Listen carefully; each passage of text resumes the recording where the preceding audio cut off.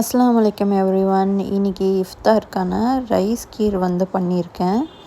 அது எப்படி பண்ணலான்னு பார்க்கலாம். ஃபஸ்ட்டு ஒரு 1/2 லிட்டர் பால் நல்லா காய்ச்சிக்கோங்க. அது நல்லா பொங்குனக்கப்புறமே பாஸ்மதி ரைஸ் கொஞ்சமாக உடச்சிக்கோங்க.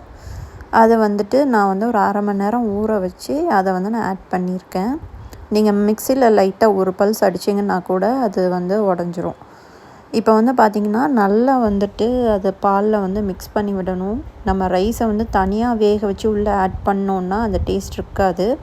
அதனால நம்ம பால்லையே ஆட் பண்ணணும். இப்போ பார்த்திங்கன்னா உங்களுக்கு ரைஸ் கொதிக்கிற மாதிரி கொதித்து அந்த பால் கெட்டியாகும்.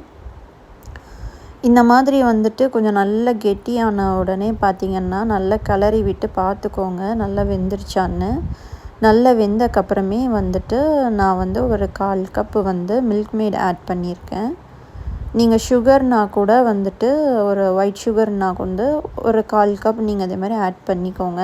நான் 1/2 லிட்டர் பால், 1/4 கப் அரிசி அண்ட் 1/4 கப்பு கண்டென்ஸ்டு மில்க் நான் ஆட் பண்ணியிருக்கேன்.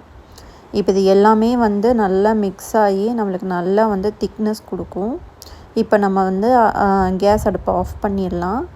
இப்போ நான் ட்ரை கிரேப்ஸ் போட்டு கீயில் தாளித்து ஊற்றிருக்கேன். அவ்வளோதான், நம்மளோட ஸ்வீட் ரெடி ஆயிடுச்சு. இப்போ இதை நல்லா கூல் பண்ணிவிட்டு ஃப்ரிட்ஜில் வச்சு எடுத்து இஃப்தார் டைம் சர்வ் பண்ணுங்கள். ரொம்ப நல்லாயிருக்கும். தேங்க்யூ.